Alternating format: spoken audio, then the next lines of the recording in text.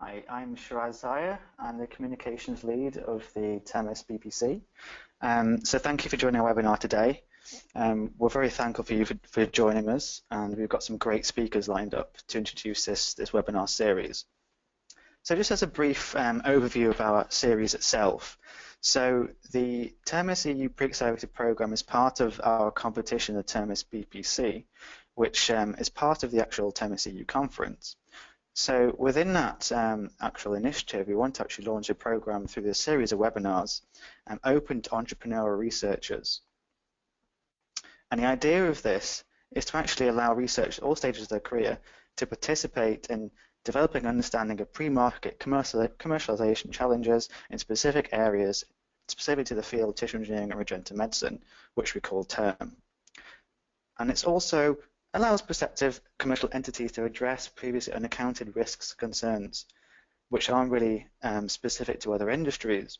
So this will provide a necessary know-how and preparation of the business plan for our competition, but also if you're just passing through, it will give you an overview of the regenerative medicine industry and perhaps some ideas and interests you might develop along the way of companies or products you might want to develop in the future. So just to open our first session on the introduction to the regenerative medicine industry, we have Dr. Vrana, who himself has a company called PROTiP Medical. So Dr. Vrana is a VP of Scientific Affairs at PROTiP Medical, which is a French biomedical device company active in the field of, I'll try to say this correctly, otolaryngology. He obtained his PhD in 2009 from Dublin City University as a Marie Curie ESR Fellow, and his major research interests are titanium implants, immune responses to implants, real-time monitoring, tissue engineering, cell encapsulation, and cell biomaterial interactions. So currently he coordinates the EU FP7 project, Imodogel. His current focus is on valorization of the foreground of multinational research projects with SME partners. So his company today is sponsoring this webinar, and I was going to pass it over to him now to introduce the next part of this session. Thank you very much, Shiraz. And thank you for your kind invitation. I was involved with the TERMIS EU BPC last year as a mentor, and I'm very happy to be as Imodogel as sponsor of the event for this year, and again to be involved as a mentor. So my talk will be about what you can expect from this program, particularly the pre-acceleration program, and from a mentor's point of view. I will start with a brief introduction of our company. As Shiraz said, we are located in Strasbourg in France. We have been working for 12 years in the field of otolaryngology, which is the term for head and neck surgery. And up to now, we have developed two products. To CE mark products, which is the European equivalent of FDA approval. One is for swallowing disorders, which is an intralaryngeal implant called Nihal, and this has been implanted to 82 patients at the moment in several countries, mostly in Europe and Middle East. And our other product is an artificial larynx, which is not just for the voice, but actual replacement of removed larynx for both swallowing and inspiring. And this was implanted in humans first time in 2012, which was covered by national and international media. And currently, the 15-month follow-up of this is recently been accepted in New England Journal of Medicine. So we are very proud that we are able to help people recover some of the laryngeal functions after laryngectomy. So, but at the moment, we were an implant company. Our relation with the tissue engineering has started with the immunomodulation. We are trying to introduce immunoengineered structures to implants or engineered materials. And for this end, we have a project called Imodogel, which has started in 2013, which has both European and American partners. We have a partner in BWH, a lab actually affiliated also with the WIS Institute. So what we are trying to do is to see whether we can control the initial innate immune response to materials through use of tissue engineering methods. And what we are trying to do is that when you implant part, for example, as an example, titanium implants, in some cases you have highly pro-inflammatory macrophages around this implant, and this can lead to chronic inflammation and rejection.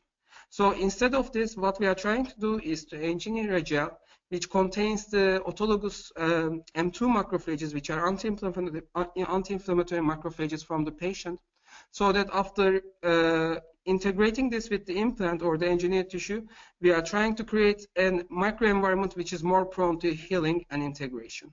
And this is one of our main interests for the BPC, because this was first a research project, but we are in the course of obtaining 4 to 5 patents from this. So we are trying to see how we can commercialize this. So that's why I got interested again of bringing ideas to the market, and I think this is a very nice environment to talk about it and to share our experience based on our previous experience with our implant products. So just to give an idea of how I see this program and how you can benefit from this, is that like the normal standard route of technology transfer is that you're a student or an academician in a university, in a research institute, you make a discovery or you invented something. You go to your technology transfer office in your university or in your institute, and they check it and they say, okay, this is patentable, let's file a patent.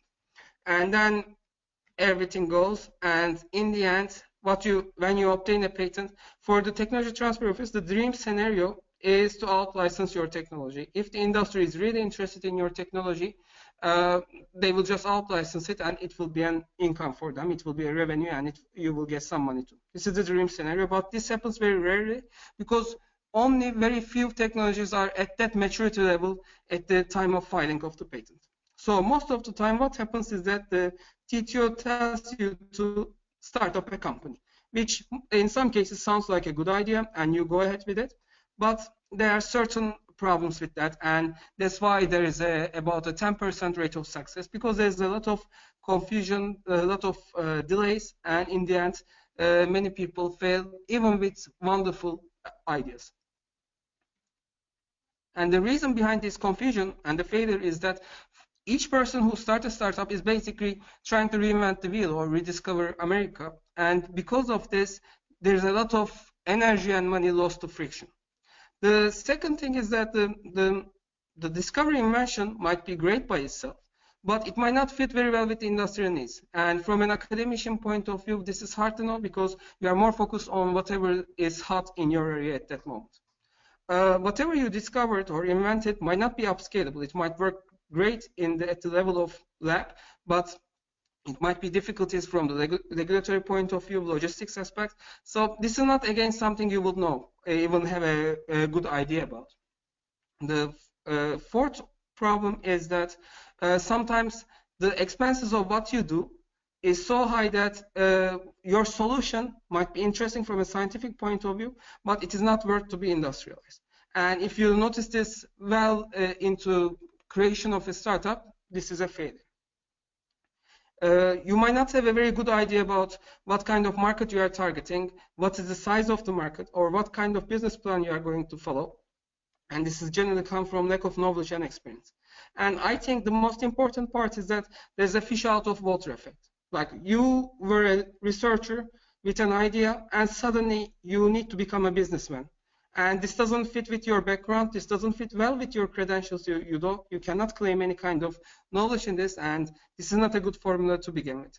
So I think here the organizers of the BPC are creating an opportunity for you to look into this from different aspects for each webinar and have a better idea of the feasibility of your idea as a potential commercializable solution. So. And each mentor, me and all the other mentors involved, will try to help you in this and try to show you how to best use your idea for the future. So with that, I will like to give word back to Shiraz and for the talk of Dr. Gemmiti. Thank you very much. All right. Well, thank you everyone for making the time, taking the time out of your day to listen to my talk today on where we are in the regenerative medicine and tissue engineering industry. Very briefly about myself, my name is Chris. I am a business development lead here at the Wyss Institute, which is an accelerator or an incubator, part of Harvard. And I've been here for about a year and a half. But previous to this, I spent a number of years in industry, most recently when I was with a company called Organogenesis, which is in Massachusetts, United States, and I was the director of a business unit that led the clinical development and FDA approval and commercial launch of a cell therapy product. So having been through that bench to bedside experience and having lived it and having my PhD in biomedical engineering, I've spent almost 20 years in regenerative medicine and want to communicate to you sort of where we are in the field, from innovation to fundraising to how we're doing in the clinic, and last and most certainly not least, how we're doing from a commercialization perspective. So I'm going to pause just very briefly here. Shiraz or Tracy, everything look okay? You guys can hear me okay? It looks perfect, Chris. Super. So where we're going to start is the hype cycle. Some of you may have seen this, but if not, the hype cycle is how emerging technologies are thought of. And it's a very simple plot here where we think about the emerging technology on a y-axis in terms of its visibility. So how often do we see it on the news, on the cover of Newsweek, on air, what have you, and how that evolves over time. And what the hype cycle says is, with almost every emerging technology, it starts with some sort of technology trigger, some breakthrough. And in our world, we can think of that as stem cells or iPSCs or CRISPR-Cas9, what have you, where before you know it, in a very short amount of time, you're hearing it on the news, in print, on the radio, and on TV, and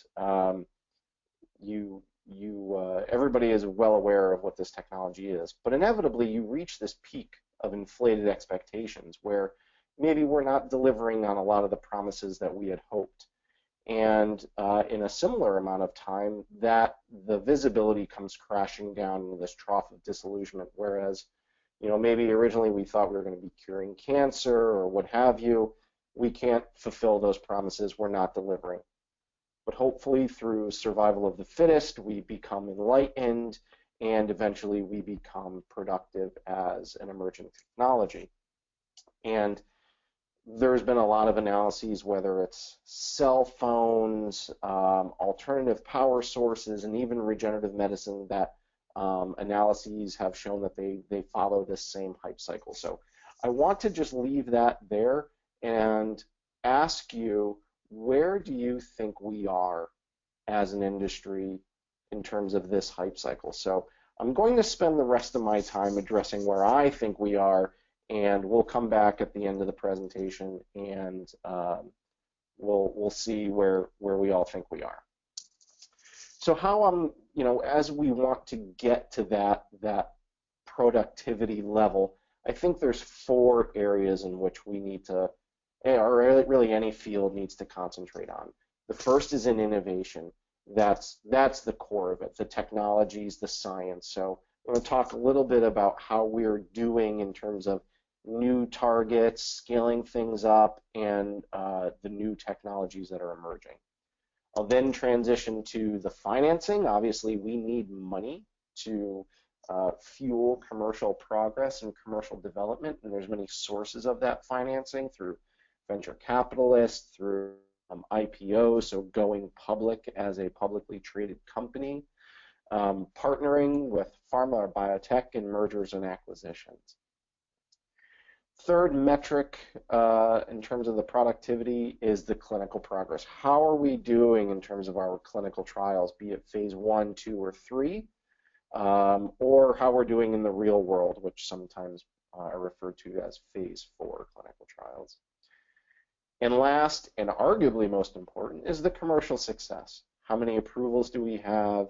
Are they getting reimbursed Are physicians, doctors actually using these technologies, and are we generating revenue? So first, let's dive into innovation.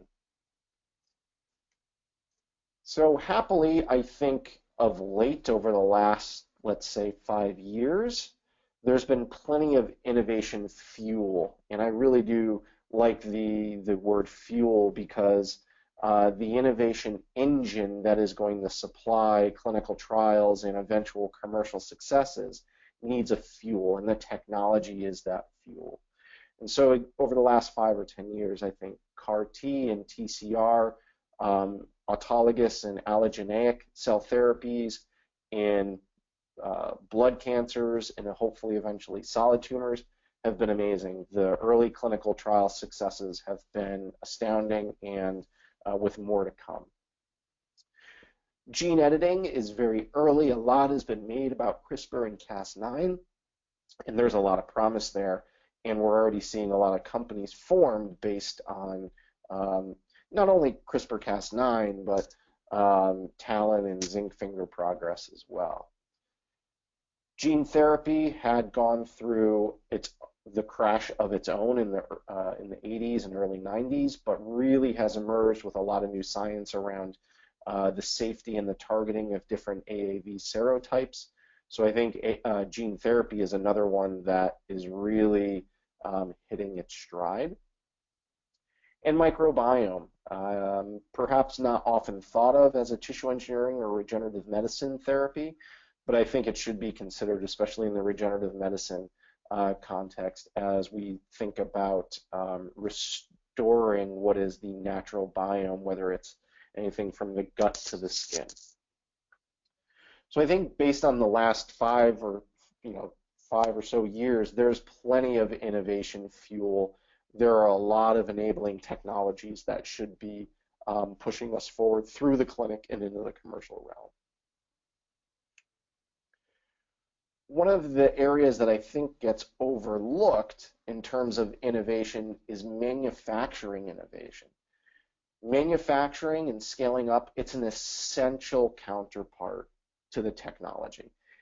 Technologies may be all well and good, but if we can't scale them up and transfer them to a setting that can serve the masses, then we really don't have a product. And what we've seen really over the last few years is a diversity of companies that see this as a good investment opportunity, where they have a chance to work with cell and gene therapy leaders. And I have here a smattering of companies, some big names that I'm sure you're familiar with, many of them from Chinese companies such as WuXi to US-based multinational conglomerates such as GE Healthcare and everybody else in between. So a lot of innovation enabling scaling up, technology translation. And I have just some snapshots here from press releases where GE is ramping up hiring for cell therapies and telecell, developing closed systems for cell therapy manufacturing, or even seeing actual reviews and publications in journals such as Cancer Gene Therapy about scaling up and manufacturing. So I think that is an absolutely necessary tide that needs to rise to float all of the boats in cell and gene therapy. And another piece I want to briefly touch upon is economic innovation. Historically, you spin out a company, you go to venture capital, try to raise some funds, and hopefully that's where your financing comes from to get your company into the clinics. That's all well and good, and that model still exists, but that's a very expensive model. So there are a lot of new economic developments at the country, at the academic, and at the national level that are giving non-dilutive funds, that are giving infrastructure to companies that really help fuel bridging that translational gap. So seeing someone like CCRM in Canada, or Cell Therapy Catapult, or Alliance for Regenerative Medicine, really helping companies, in the new regulations in Japan with conditional approval and reimbursement, all really critical to helping things go. So in terms of the innovation, I give us, as a community, very high marks. I think we're seeing some great technologies, some really exciting progress, both at the technological, but also at the manufacturing level, and we're getting to a point where we're really hitting our stride. So I want to transition now to financing, and how we're doing in terms of raising money to help that fuel move things to the clinic. So at least in the US, there's been about $3 billion in federal funding dedicated to regenerative medicine research in the last few years. This is from 2012 to 2014. Now that may seem like a lot of money, but that's about $1 billion per year. And once it gets broken up, you can see that there's really not a lot to go around, especially in terms of all the innovation that's going on. So the NIH, and again, this is from a sort of a US moniker, but that budget continues to get cut. You know, we have to be looking to other sources for this. In terms of other sources and where a lot of that money is going, and I'm happy to, we will thank the Alliance for Regenerative Medicine, who I work closely with, for providing me some slides and some data points. The total financing for the first quarter of 2016 was about $1.3 billion, and that's across all of cell therapy, gene therapy, tissue engineering, scaffold-based companies. And that's on pace with the first quarter of this year, so about $2.5 billion raised in the first half of this year. And so you can see just from the private markets, you have almost $3 billion raised in a half of a year. Compare that to $3 billion that the government, the U.S. government, kicked in over the last 3 years. So pretty obvious where we want to go fishing. Perhaps not surprisingly, where is that money going? A lot of that is going to cell and gene modified cell therapy companies. I think that's predominantly CAR-T, TCR companies, but also gene therapy as well. Much less so in tried and true tissue engineering, so scaffolds, biomaterials. The real sort of, you know, when maybe the 2000s, when we thought of tissue engineering, of creating new organs or tissues, much lower amounts of money raised. And cell therapy, similar as well. There's some double counting to be had there between the cell and gene therapy and cell therapy. The last piece here is the EU financings. So in the first half of 2016, 220 million, and similar to what we've seen across the entire industry, the majority of that is going to cell and gene modified therapies, again towards CAR-T and that type of thing. This slide shows two things. One is how the financings are happening, you know, the sort of the financial mechanism, and how it is going year on year. So at least in 2016, the majority of money raised is either through venture capital, shown here in the middle, or through IPOs, so private companies going public to be traded on a major stock exchange, such as the NASDAQ. So you can see in terms of IPOs in the first half of this year, there's only been about $300 million raised. That's a far cry from what we saw in 2015, just last year, in the year prior, 2014. So, and we're far off that pace. And so, for those of you that follow the publicly traded markets, there's been a lot of discussion about the IPO window closing, in terms of having liquid events to be able to get your money out as an investor. So there's still a lot of money being raised, but IPO is shortening up in terms of the way to go. What we see in terms of a lot of the activity is through venture capital. So that's where we hear about going to a large VC firm, saying, I have my patent, I have my technology, would you like to, for whatever it is, 50 or 60% equity, put in $30, $40 million to get us through phase 1 clinical trial. Now, 600 or close to $600 million has been raised to date, and that's nice. But again, that's a pretty far cry from the 1.7 billion that was raised last year. But probably on pace for something like what we saw in 2014. So still a lot of, so while taken together, and I'm not going to go into each one of these, taken together, there's still a lot of money going into this industry, not as much as last year, but I think that's consistent with many of the other markets. Just to take a brief look at what some of those partnerships and venture financing have looked like over the last year, year and a half. We've seen a lot of cell and gene therapy raise really significant Series A and Series B rounds of funding. Sema Therapeutics, which is from Harvard Stem Cell Institute, a very, very large Series A of $44 million that was led by MPM Capital. And that's for type 1 diabetes using human embryonic stem cells. Voyager raised a Series B and actually has since gone public. They're a gene editing CNS company, or excuse me, gene therapy CNS company. Dimension Unum, essentially a CAR T company, has raised 65 million, and Audenti is a gene therapy company. So a lot of money, some very large rounds going to these cell and gene therapy companies.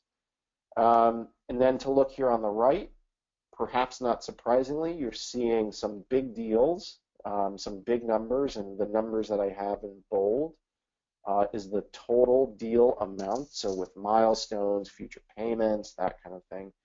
And the number below that is the upfront payments. And so not surprisingly, you see deals like this Bristol Myers Squibb and Unicure deal.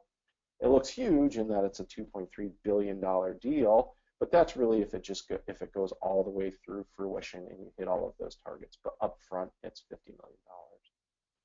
So not surprisingly, you see a lot of smaller companies like Voyager, Unicure, Juno, Editas partnering with larger companies that have a therapeutic or disease area focus that the partnering company deems as non-core, non-strategic.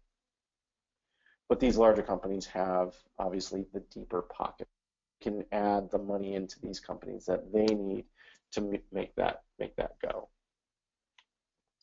I also want to briefly touch upon microbiome because this is not included in some of those cell and gene therapy things. But we're seeing a lot of nice Series A and Series B rounds over the last 5 years. Series, Synlogic, Vedanta, Evelo have raised some pretty big rounds as well. And we're seeing, not only new companies started, but large pharma companies like Merck and Janssen, which is part of Johnson & Johnson, creating their own institutes. Janssen, a microbiome institute, Merck dedicating a new facility here in the Boston-Cambridge region dedicated to microbiome research. We're seeing this in national, here in the US, a White House National Microbiome Initiative, and we're seeing it in the literature as well. So a lot of money and energy going into microbiome. And so where I talked earlier about a lot of companies going IPO and raising money, I just want to pull out a few examples to my earlier point of how that IPO window might be closing. Whereas, just by way of example, company Dimension aims to raise 100 million, and they announced that in September of last year. And then when they go public, a month later, it's down to 72 million because there's just not enough interest or risk risk-taking interest, I should say. And that's true for a lot of these other cell therapy companies, where they aim to raise a lot of money, and because the IPO market is drying up a little bit, they can't raise all of that money that they hoped, or they actually go on to postpone their IPO. Again, while we wish the IPO window would stay open forever, there's still plenty of other money out there to be had. And I should mention again that, and I touched upon this in a couple earlier slides, that it's not just small companies spinning out of academia.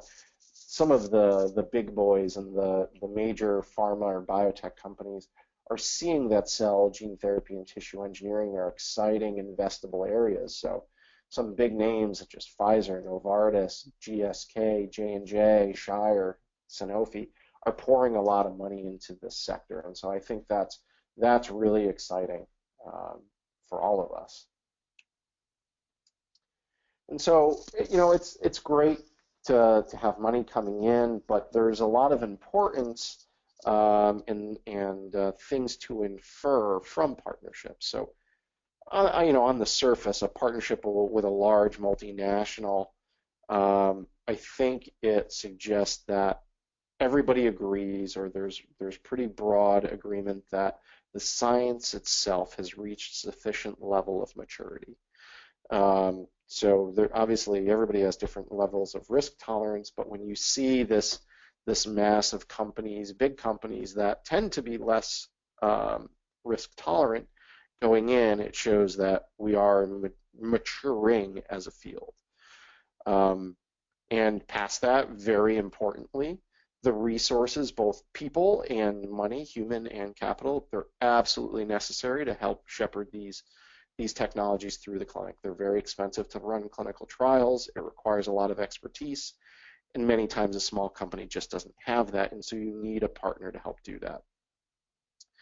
And I think that's arguably the most important thing, that these partners, these large pharma, biotech companies, and even some very seasoned venture capital firms for that matter, they have the expertise, whether it's manufacturing, clinical trial design, quality systems, how to design the business plan.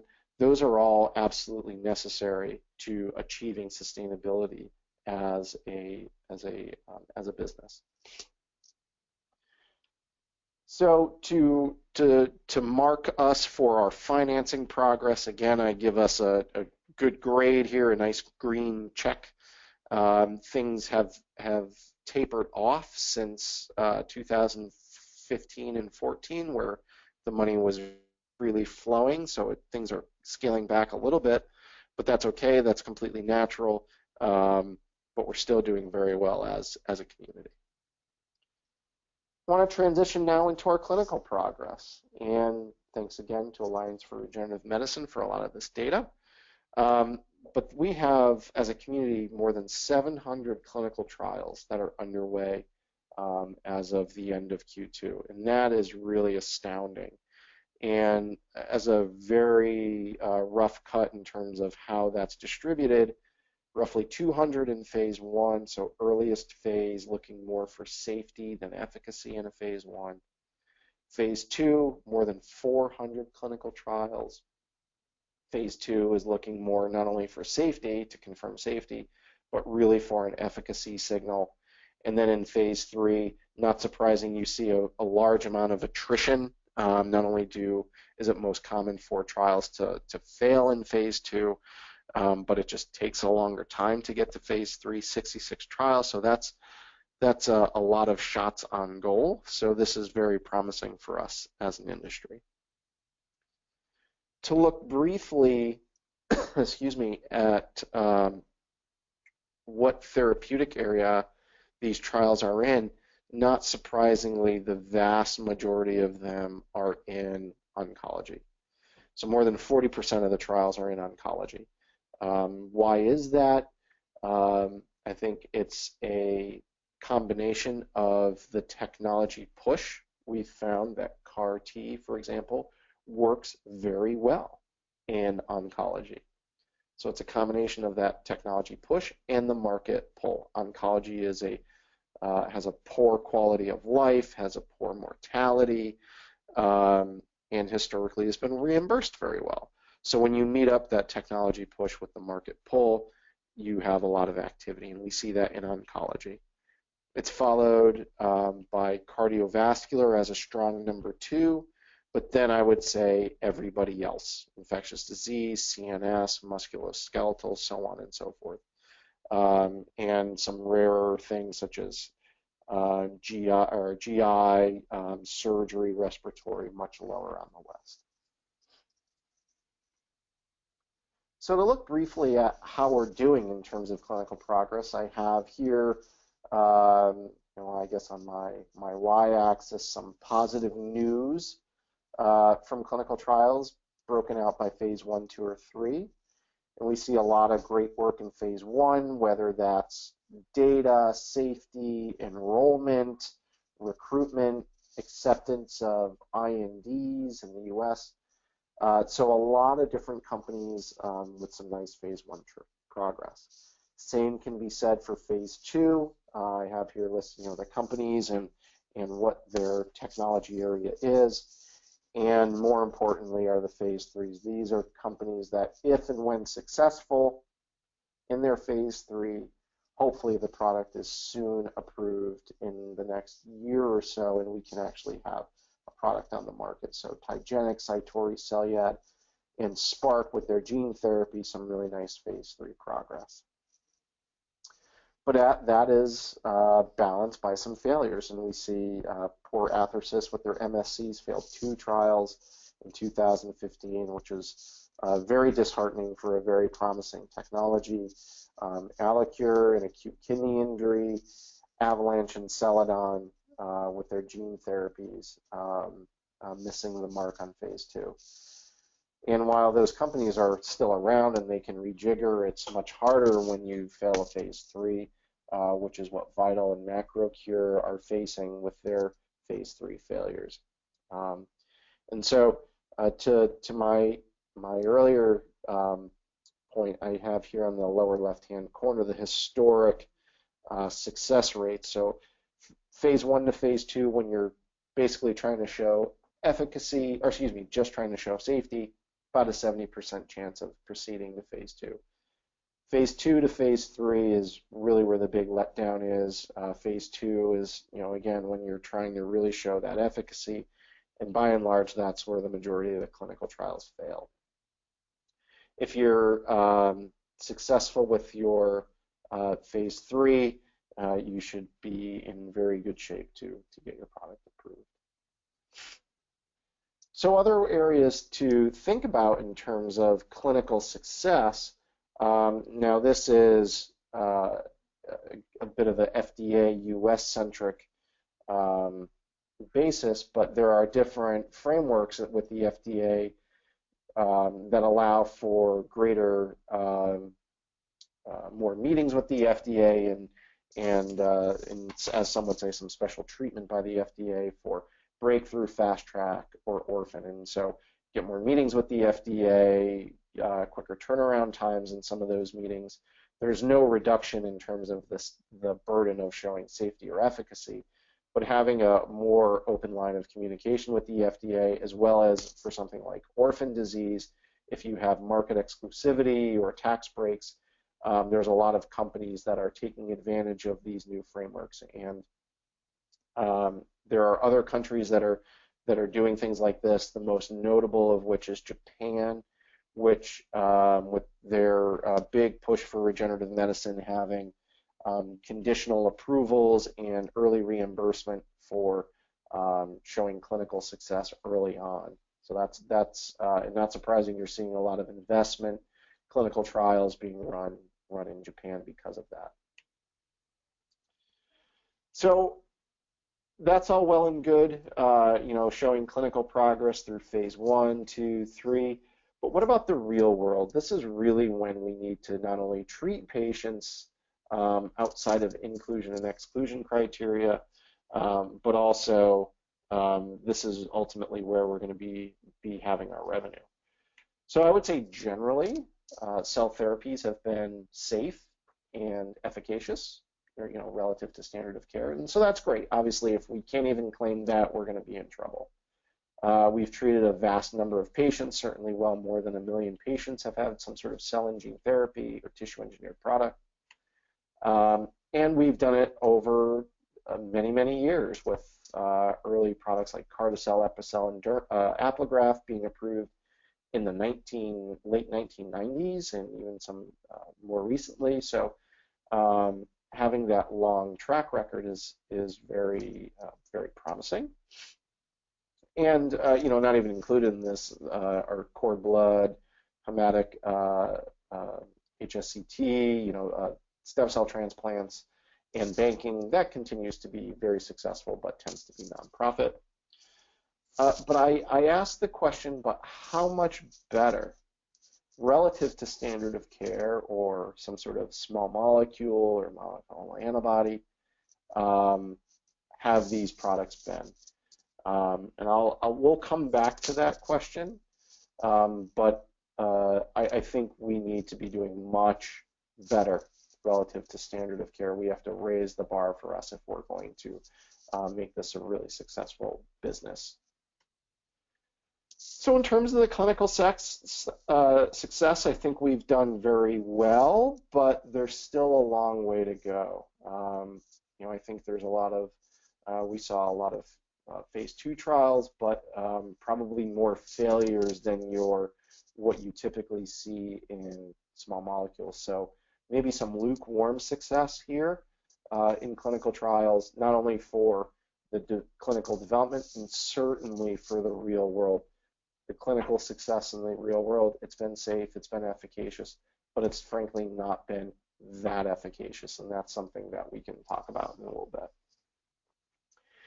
And last, and again, most certainly not least, is the commercial success. So there's more than 700 regenerative medicine companies worldwide, the majority of which are in North America, more than 370, almost 200 in Europe, Israel, Asia, close behind that. So we're seeing a real global embrace of cell and gene therapy and tissue engineering. And going back to one of my very first points is, that commercial success is not only in terms of the products getting approved and creating companies, but manufacturing. I think a major downfall of sort of the early days of tissue engineering in the 1990s was the very, very high costs and unpredictability of manufacturing. That's expensive. It creates discontent in the marketplace. And so while cell and gene therapy manufacturing will continue to be very expensive and continue to be very challenging, the field really has advanced significantly. And I believe that the field will continue to do so because of the growth and investment in GMP facilities, integrating process development, and a lot of money is going into it. And so that'll carry it through. And I have here just a press release, but I think it's a very appropriate and point in case where Selectus, a CAR-T gene editing company, they issued a press release that they have successful GMP production processes for their CAR-T. I think probably 10, 15 years ago, you would never expect to see a press release on manufacturing success. So I think that we're there, that people really do recognize this as a critical component is fantastic. So now let's look at some commercial successes, some wins and some losses. On the wins side, we have some really great approvals. Holoclar, Glybera, Temcel, and most recently Strimvelis from GSK, the first gene therapy approved in Europe just in May of this year. So that's fantastic to have these products approved, especially in gene therapy and cell therapy. And there's a lot of money that's going into these companies, both private and public investment. So a lot of the CAR-T or gene editing, gene therapy companies like Juno, Bluebird, Kite have market caps well into the billions of dollars. I have here in parentheses what those market capitalizations were about a year ago. So you see some slipping. Part of that is natural, where some people, this is now the investor community where they want to recapture some of their investment and take their profits.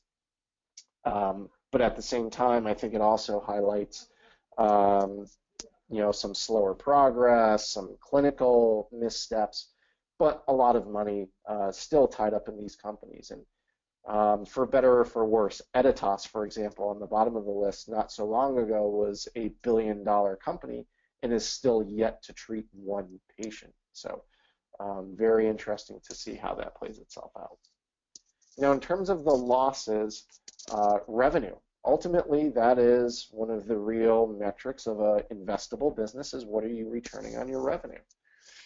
And Provenge, I think, was long thought to be the first real blockbuster, potential billion-dollar product out of the cell and gene therapy space. And while very successful, $300 million annual revenue is great. It was thought to be a billion-dollar product, and it was far off that. So much so that Dendreon, the company that led the Provenge approval, went on to go bankrupt. Other products that have been on the market for a long time: Prochymal, Applegraft, Dermagraft, Epicel, Carticel. You can just sort of scan through here.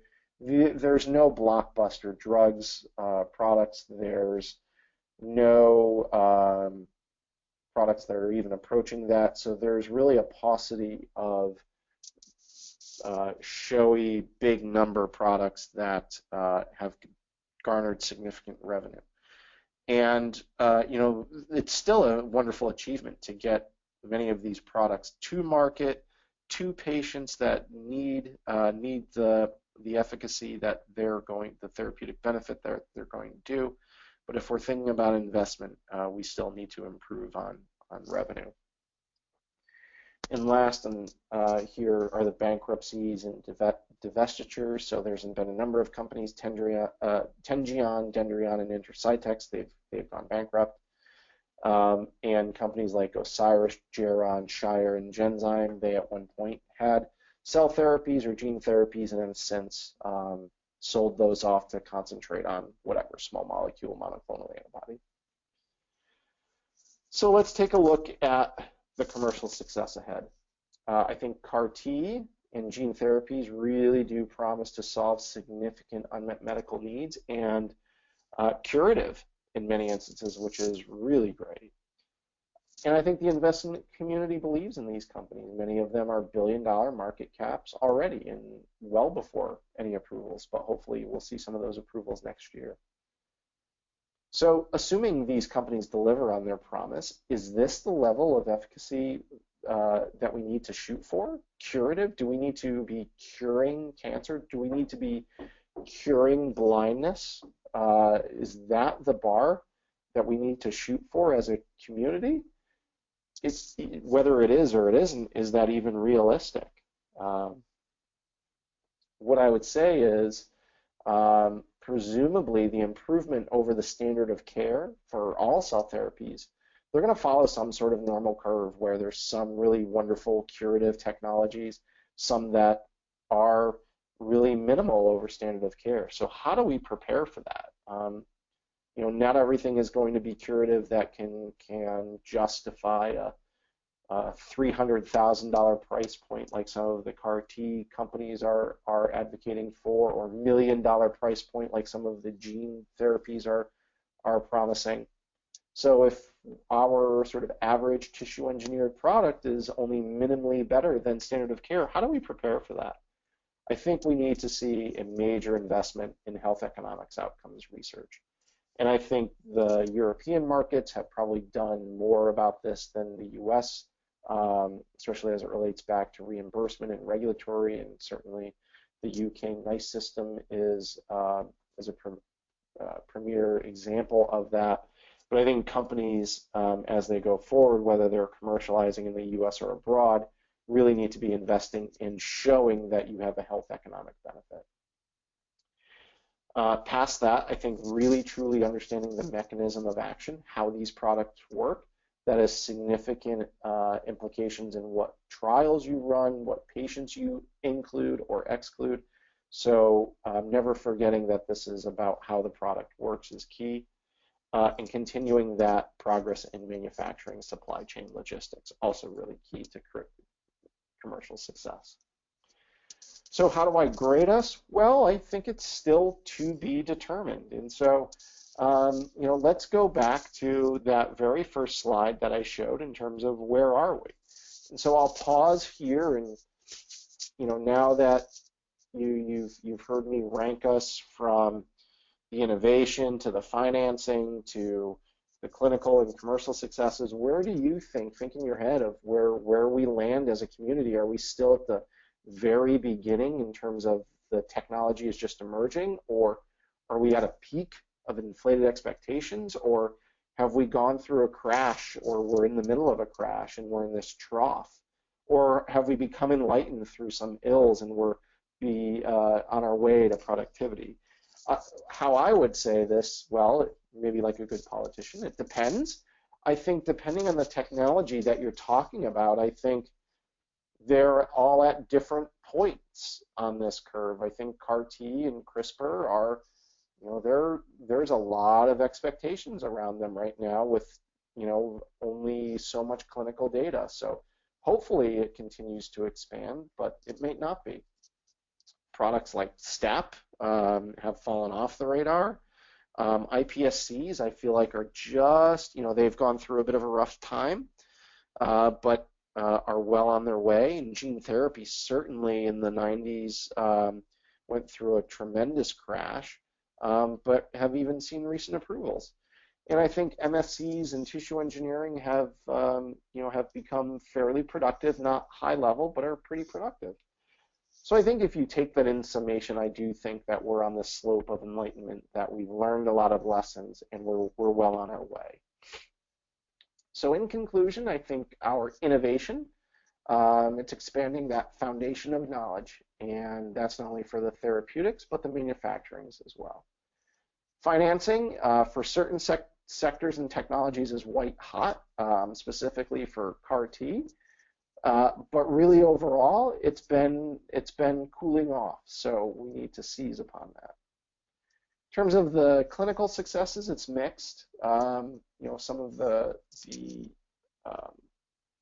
early clinical trials in CAR-T and gene therapy look really great, but in the real world, our clinical success is minimal. And certainly commercial success, I don't think has been achieved yet, but I do think we are on our way. We've done well clearing that regulatory hurdle, but not the commercial. So I think to address that commercial hurdle, we have to raise our bar of expectations. We have to continue to address significant unmet medical needs and support with health economic outcomes research. And we have to continue to drive down the costs and improve the supply chain. So with that, I'd like to conclude. I'd like to thank you guys for your attention. I'd also like to thank the conference organizers, Tracy and Shiraz in particular, for putting all of this together. I think this is a tremendous activity and effort that's gone into the business plan. I'm thrilled to be a part of it and part of these the seminar series. And so with that, thank you, and I'm happy to address some questions and comments.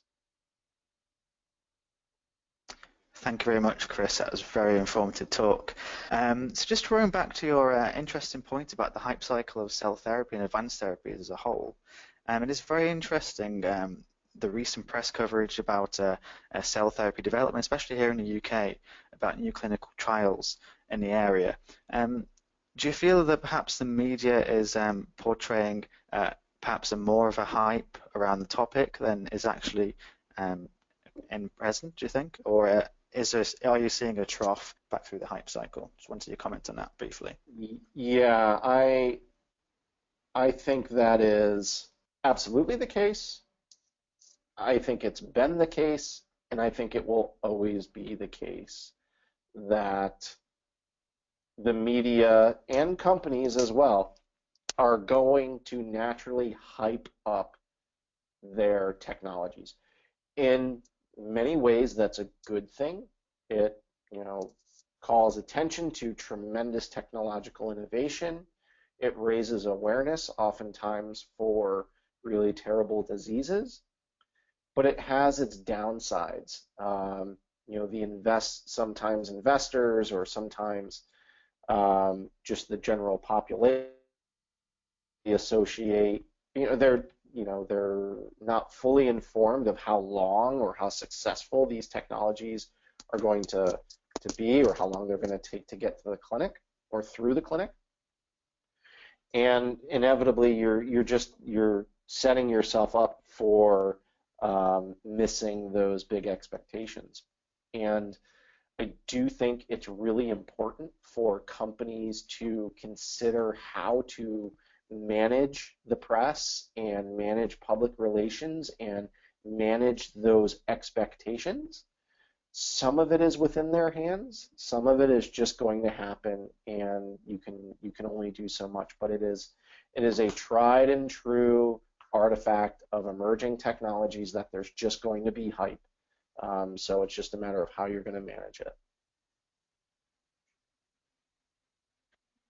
Thanks very much.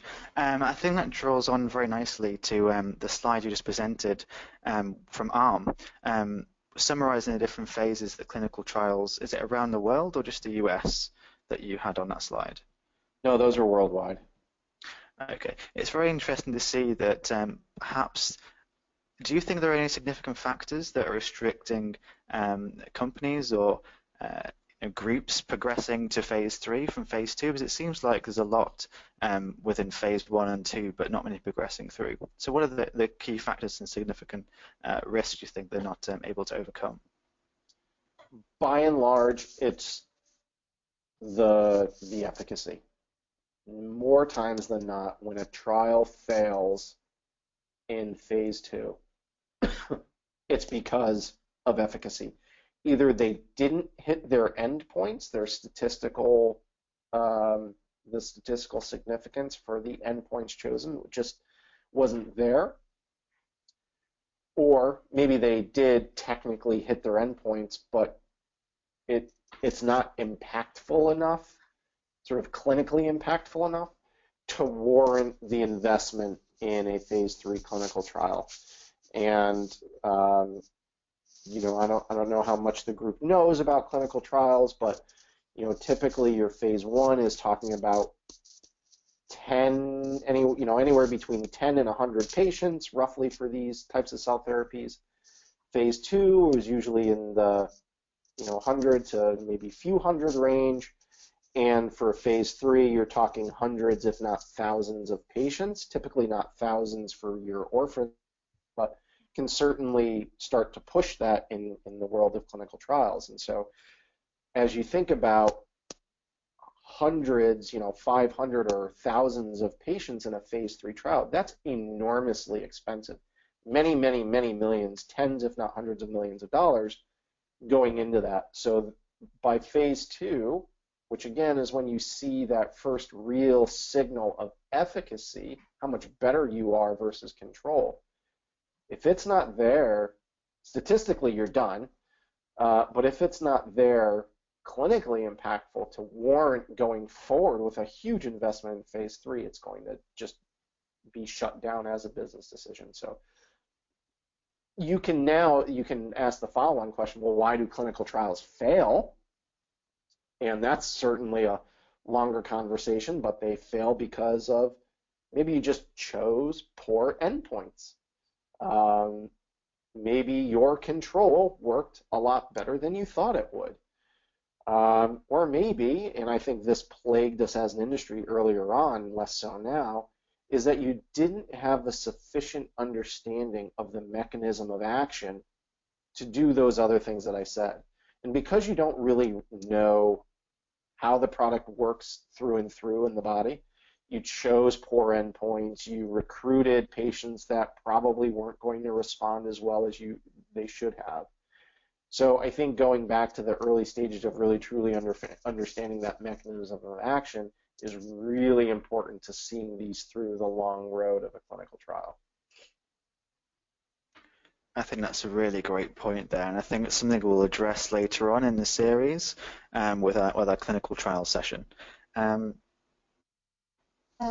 Engin. Would you have some comments or some comments to add on this question? So this question is from Heidi from Temple University of Technology, one of our audience.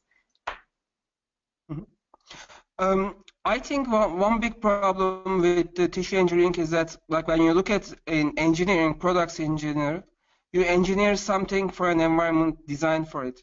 Whereas when you engineer something for a disease body, your ability to really predict the outcomes is limited.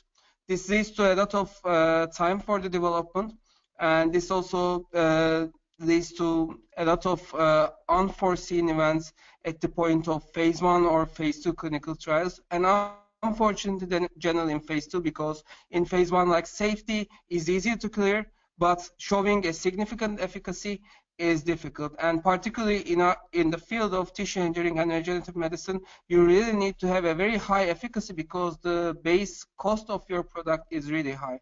So, I mean, at one point, we really need to focus on the ways and methods to decrease the size of our chain of production, and also to find ways to make the whole production series more efficient. Like, one example of this is that now there are commercially available products for the cultivation and expansion of stem cells, which are much cheaper compared to the systems that are utilized 10 years ago.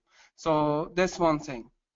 And another part is that, like, we are developing a lot of new technologies around the bioprinting, which is also in the close to the top of the hype cycle, maybe not as much as CRISPR, but still there are lots of hype about bioprinting. But at the other end, it will really provide us with means to produce things much cheaper way, and jumping several steps by using the manufacturing directly with the cultivation of the cells. Thank you, Engin. It's interesting you mentioned about the price change compared to 10 years ago. We have another question from the audience sent it to us prior to the webinar. So it is, what is the average price for ATMP and how is it estimated? How much will patient be charged? Would Engin or Chris comment on this question? I mean, I can start, then if Chris wants to start. Yeah, go ahead. I'll okay. add. I mean, this is a very difficult question to answer. I mean, let's give examples. For example, what you are after is to treat infarction. You need a significant number of differentiated cells in a specific environment that to be injected or directly implanted. This will have costs from all steps, like from surgery, production, obtainment of the cells, the whole logistics, how you are going to transfer. You are looking at a product about 100,000 maybe. On the other hand, for example, your product is a cell therapy-based product. Basically, you are obtaining your cells from the PBMCs, from blood, which is a very well-established thing that is done cheaply in the hospitals. You have just one step of modification, be it genetic or just maybe changing the phenotype, and then you inject them in a specific area. I mean, there is the margin of profit, of course, but from a pure look of logistics and how much it will cost, you are looking at a product around 5,000, 7,000 euros. So there will be always a huge range of difference in this, and the estimation will come from you will look at each step of your production, how much it will cost, and how each step is linked to each other, including storage. Storage is a very important part in the business of tissue engineering and regenerative medicine too. And then you end up with an estimate. And at the current level of technology and the current methods we use, these might change in the future. We are on the close to the higher end of the treatments, like, because we are using complex systems composed of many components. Because of that, there is lots of regulatory stuff that needs to be cleared. That is your added cost, the cost of innovation and actually bringing things to actual commercial level. So we are at the higher end overall, but it will be case-based. And this is something you should consider while developing your technology too, like where you are going to be positioned. And as Chris said, you need to think about like what you are solving. I mean, if your solution is just a 10% increase of a well-established, simpler solution, you don't have much chance. You should solve something that is unsolvable with other methods, or the way you solve it is 2-3 times more efficacious than what is available at the moment.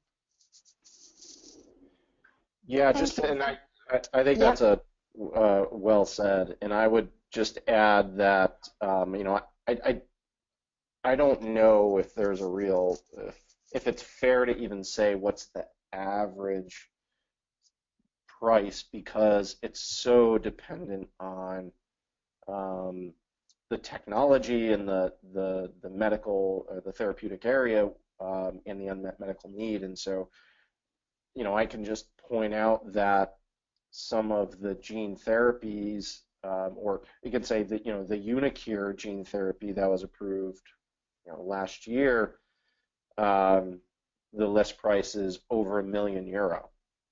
And that's arguably the most expensive that anybody's heard. A lot of the CAR T products from Kite or Juno, you know, none of those are approved yet, but the rumors are that the price points of those are going to be about somewhere between $300,000 and $500,000 for a course of therapy. So, you know, an order of magnitude difference. And there's also some of the other technologies, some of the orthopedic and skin cell therapies, Carticel, for example. Those are $20,000, $30,000. And then there's products like Apligraf and Dermagraft, which are still live cells. They've been approved for many, many years, that are thousands of dollars. You know, it's, you know, $1,000 or $1,500. So there are literally 3 or 4 orders of magnitude difference in price for the products that are on the market or will be on the market soon.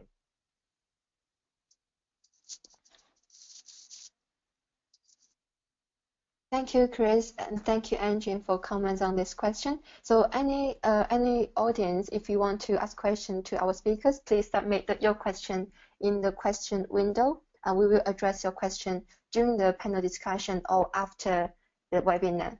Thank you. So another question from our audience previously from the start of the webinar is how do you finance the process of commercialization of a research finding?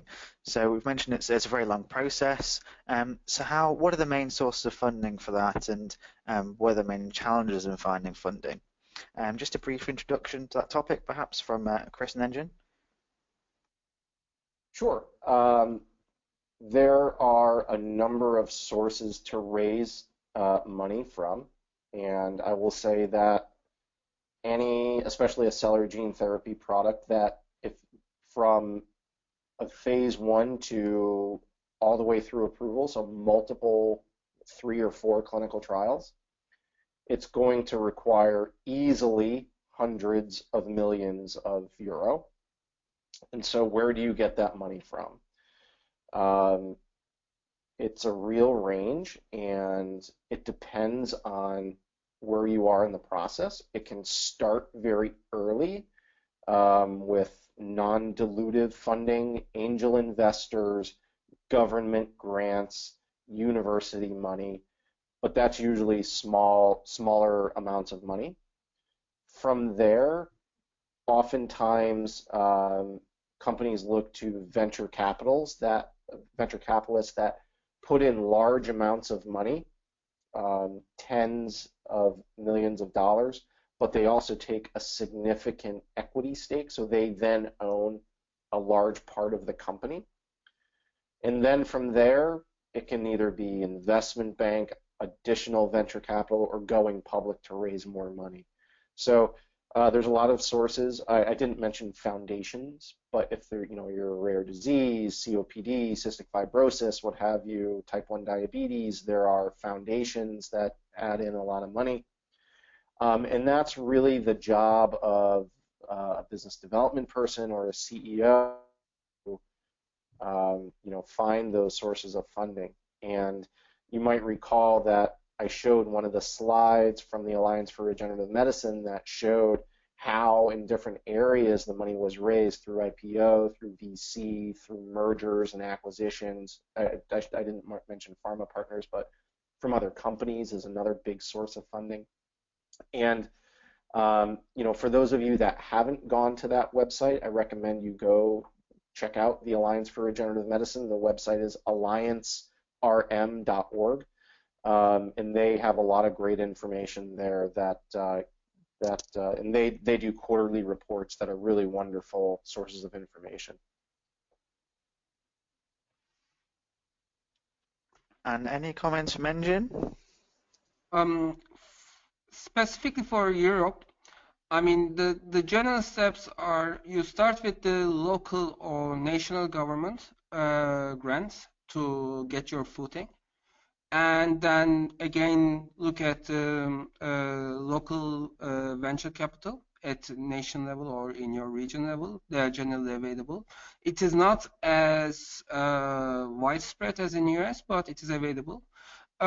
And to kind of reinforce this, then you can go at the European level for the projects. European Union has focused a lot on regenerative medicine for the Horizon 2020. There is a very specific call with money available in the range of 200-300 millions for the clinical trials regarding regenerative medicine. Of course, these are for high technology readiness level technologies. There are calls about the development of new biomaterials for tissue engineering and regenerative medicine. And also there are calls about, this is something which Wyss Institute was the pioneer actually, the use of tissue engineering methodologies for testing, pharmacological testing, tissue models for creating environments on chip. And this is something that is very interesting for the European Commission also, and there is money available for that too. So, I mean, this should be done in steps. Like the money is a function of what you need at the moment. Most of the money you will need in the clinical trial, but you can get to show the efficacy of your technology at in vitro and in vivo level with less money. So it depends on how much control you want to have in the end. Like as Chris said, if you go to certain sources, they will like to have equity. Certain sources will support you because they will like to have money in their region. So you should look at the different options, see where you are from a technology point of view and decide with respect to that, and have several rounds for each milestone you have reached. Thank you, that's great, Engin, and Chris as well. It's a topic that's obviously very important. We'll be covering it later on in our webinar series, so keep updated. Especially here in the UK, we do have funding calls from the Innovate UK on cell and gene therapy, so do check that out as well.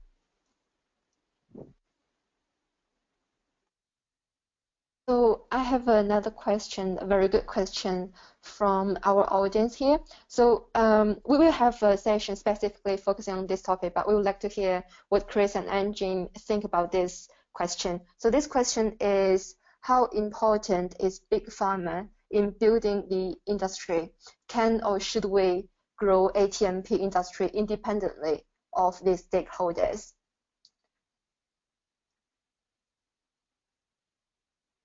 I'll take a stab at that. So I would say they're very important for two reasons, and I think I addressed a little bit of this on one of my slides in terms of the importance of partnerships. But I see them as important for two reasons. One is, quite bluntly, they have the money. They're a good source of funding, and as we know, we're going to need money to get these things through trials. The other, and I think more importantly, is the expertise. They typically, big pharma, biotech companies have run many, many clinical trials. They really have the clinical trial operation down, whether that's from designing a trial, endpoints, to recruiting patients, to working with regulatory authorities on the submission. These are very, very complex processes and operations, And as we've seen, they are clinical trials are the key milestones or the key value inflection points. And so if you do a poor job on your clinical trial execution, you will frankly go under, or potentially go under as a company, or really reduce your capacity to see that product through. So you can't get that wrong. And while there are certainly some small companies that bring in that expertise to go it alone, and that's great if you can do that, pharma and biotech have those resources and not always infrastructure per se, but resources to make sure to risk adjust that to hope your product gets through. So I do not think that this technology or field should be developed independently.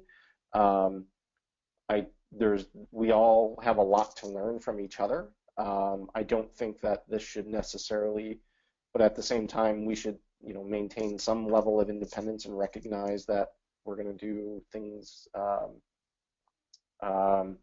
We have our own understanding of it, but we're sort of all in the vein of getting novel therapies to patients, so I don't think it should be developed separately.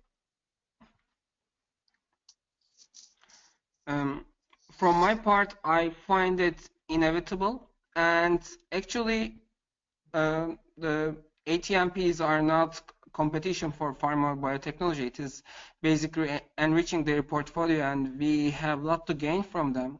But I agree with Chris on something. We should always keep a bit of separate identity, because my personal feeling is that the concept of tissue engineering has far-reaching applications beyond health. I mean, the health is the most obvious application, but I'm a big believer in soft robotics, for example, and the application of tissue engineering, like engineered tissues for soft robotics application. It will go beyond health. So if we don't keep our identity, we will be moved by the agendas of pharma, and that will decrease our other options. But aside from that, as in Chris told, there are lots of collaboration, and I mean, whatever we come up with is beyond what they can do. So it is just enriching what they are doing. So I don't think there will be any problem, and the pharma will help us to develop our products due to their infrastructure, and also they know how to fail. They have failed a lot, so they will see us the way not to fail. Thank you very much for both your insights there.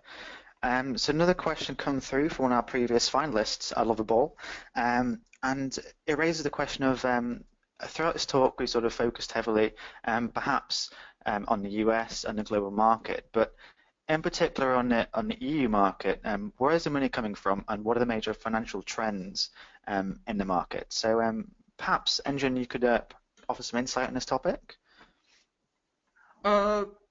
Yes, I mean, in Europe we have a bigger government involvement in the moment of the capital. So compared to US, there is much more money available through the governmental sources. Venture capital is maybe one magnitude less than the case of the US. And IPO happens, and there are some very successful UK and French and German biotechnology companies that raise money with IPO. But again, the habit of that is less than compared to the US. So like a relatively mature company in Europe will look IPO later compared to the companies in US. So from my side, from what I have seen, is that the rate is first governmental means, then venture capital, third is IPO in Europe, for the case of Europe. And Chris, perhaps you can offer an opinion on that as well. I mean, it's a very interesting topic, and the comparison to different regulatory fields as well. Yeah, so certainly my expertise comes from a little bit more of a US based from the financing, but I think with governmental agencies having more ability to put in money, I think is a very good thing. And You know, as I alluded to, that's not just Europe, but I think Japan being there as well. So it's hard for me to say, but I think generally speaking, a lot of the financing vehicles, whether that's going public, venture capital, government, foundations, they're similar. They're just probably having different levels of influence. You know, just by way of example, you know, and I think the funding is one thing, you know, sort of who's putting in the money, but that goes across all sorts of, you know, international lines. I mean, there's plenty of US-based VCs that are investing in Japanese or European companies. I think where a lot of the fuel or innovation starts is with actually the national regulatory and reimbursement guidelines. And again, I think Japan is a good example where it starts with the government saying, listen, we are investing in regenerative medicine. As such, we're going to allow conditional approval in early reimbursement for products that are still in clinical development. And because of that, now you see money flowing to companies that are going to commercialize in Japan. And I'm even seeing now, if you go to your sort of average, you know, investor conference in cell and gene therapy, there's a lot more VCs that are based in Japan because they want to help take advantage of that economic incentive. So, you know, we can talk about who's putting in the money, and that's important, but I think a lot of it starts with where is the incentive to commercialize these products. I think that's an extremely important note to sort of end this on, because especially here in the UK, we do have initiatives that if you're interested in actually coming into the UK to market your product, the government, the Innovate UK agency, does actually offer funding for you, even if you are a foreign company. So that's a really interesting sort of analogous to Japan almost, to the way the model is being developed. So with that, I'd like to thank the speakers both for their presentations. It's been a very insightful introduction to our webinar series. And we are planning to hold 6 of these webinars. Details are on our website. And we hope to continue the discussion on LinkedIn. So please do follow through to our LinkedIn page. And with that, I'd like to pass to Tracy, who's going to close our session now. Thank you very much. It was a really great panel discussion. So beyond the webinars, we've created a forum space at LinkedIn. You can see it at the bottom of the screen on the slides. So we will have all the speakers and the business plan competition mentors join this forum. So if you have any more questions, please feel free to discuss there. I'd like to thank you again to our sponsors, the European Project Immogel and PROTiP Medical. We really can't hold these webinars and give you all these great sessions without them. Our thanks must also go to the people who are behind the scene, showing on the screen. So we have Dr. Nick Walters, Dr. Tracy, Dr. Sibyl Wang, and Ms. Jen Catalog. All of them have done tremendous contribution to this program. We'd like to also address our appreciation to the program advisor, Dr. Chris Gemmiti, Dr. Nihal Engin Vrana, the speakers today, Dr. Kathy Proscott, and Dr. Yves Bayon. And thanks again to our fantastic speaker today, Chris and Engin. Thank you for coming and being with us for this past session. So this session is finished, but the TERMIS Pre-Accelerator program just started. I've enjoyed today's session enormously. I'm sure Shiraz had as well. So I hope you all feel the same. Ladies and gentlemen, we'll say bye for now, and we hope to see you soon in the next webinar. Thank you. Thank you. Thank you. Okay, thank you very much. I'm going to close the webinar now, but please do fill in the survey that follows it. Okay, thank you for joining us.